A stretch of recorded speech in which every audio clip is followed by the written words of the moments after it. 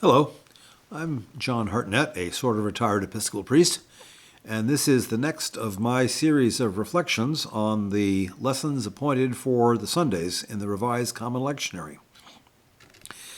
Today we're going to look at the Gospel appointed for Sunday, August the 11th. We're continuing in the feeding of the 5,000 in the Gospel according to St. John.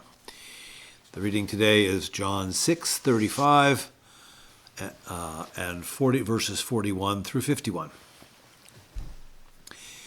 Jesus said to the crowd whom he had fed in the wilderness, "I am the bread of life. Whoever comes to me will never be hungry, and whoever believes in me will never be thirsty."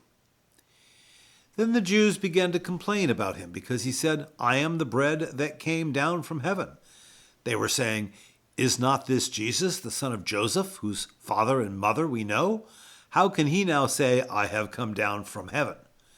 Jesus answered them, "Do not complain among yourselves. No one can come to me unless drawn by the Father who sent me, and I will raise that person up on the last day.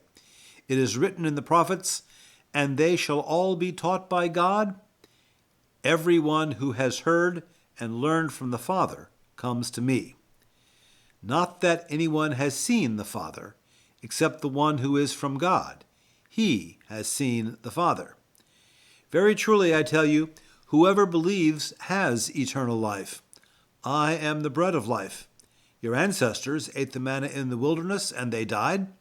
This is the bread that comes down from heaven, so that one may eat of it and not die. I am the living bread that came down from heaven. Whoever eats of this bread will live forever. And the bread that I will give for the life of the world is my flesh." The word of the Lord. Well, as I said, we're still in the feeding of the 5,000. We're still in the Gospel of John. We've got a couple more weeks to go. The crowd is unhappy. And for them, this was something like a bait and switch. What they wanted was bread, and what they got was a sermon. Jesus is revisiting the story of Israel in the wilderness, and John is putting this entirely in that perspective. The idea of receiving manna when they have no food. The temptation is to make Jesus the new Moses. He goes up on a mountain, he does teaching, he's the leader, he calls down bread, and they think, okay, this is Moses, we've seen this before, it's just a reiteration of our old familiar tradition. But Jesus resists that interpretation. He says, no, he's not Moses. Actually, he's the manna. He is what comes down from heaven. He's not the one who summons something from heaven.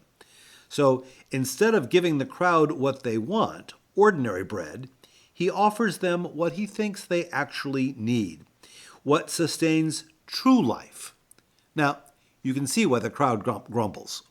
Why can't he talk about real, by which they mean material, stuff?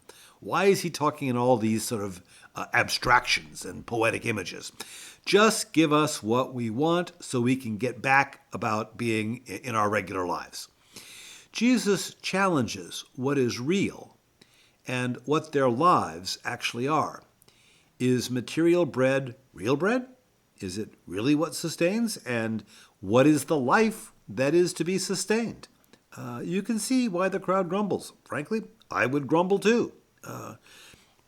Jesus, in John, is always using normal things to suggest something beyond what is normal. Being born is more than being born. So what kind of birth is that? Drink the water that he gives, he says, and you'll never be thirsty again. So what kind of water is that? Sighted people who do not accept him despite their functioning eyes, he calls blind. And they say, well, we're not blind. We can see just fine. He says, oh, no, you're actually blind.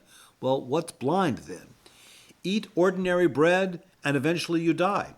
Eat the bread he offers and there is a different outcome. One may eat of this bread and not die. Well, John is writing this at the end of the first century. Most of the first followers of Jesus actually have died. Probably all of them ate physical bread, either offered by Jesus or offered in his name. One of the underlying issues in the Gospel of John is, how do we keep this going when the first generation dies out? I don't know if you recall in the doubting Thomas story after the resurrection, when Thomas first says, I know I'm not going to believe unless I see, then Jesus appears to him and he says, okay, now I believe. Then Jesus says, well, blessed are you who believe because you've seen, but how much more blessed are those who believe who have not seen? I think that's John playing to the audience of the younger people who were not around when Jesus was doing his earthly ministry. So one of the issues here is, what is it that is going to enable people to continue to be followers of Jesus if they're not in that first generation? And what about that first generation who have all died? Well, we'll be seeing more of this in continuing weeks on this passage, but just sort of flag that to remember. I mean, one could take the tack that either Jesus is deluded, and John quotes him to show that he was dead wrong about this whole bread and not dying business, or else Jesus means something other than literal biological death and literal medical life. As I said, I can see why the crowd grumbles. This is a tough thing to be thrown at you right in the middle of all this. They say he can't be that special because they know his parents. They know his people. He can't have come down from heaven, like he claims, because he's from Nazareth. We've seen him. Now, let's just back up a little bit and consider what we ask and what we want to know when we want to know who someone is. Probably one of the first things we ask is, so, what do you do? By which we mean, what sort of work do you do? We may say, where did you grow up? Or for people in the first part of their working life, maybe, where did you go to college? Are you married? Do you have children? We might look at their appearance, age, gender, what they wear. We might even try to guess at their economic status. Ways of trying to figure out who is this person standing before me. We listen for accents, regional or perhaps ethnic. How does this person fit into what we understand and believe about the world?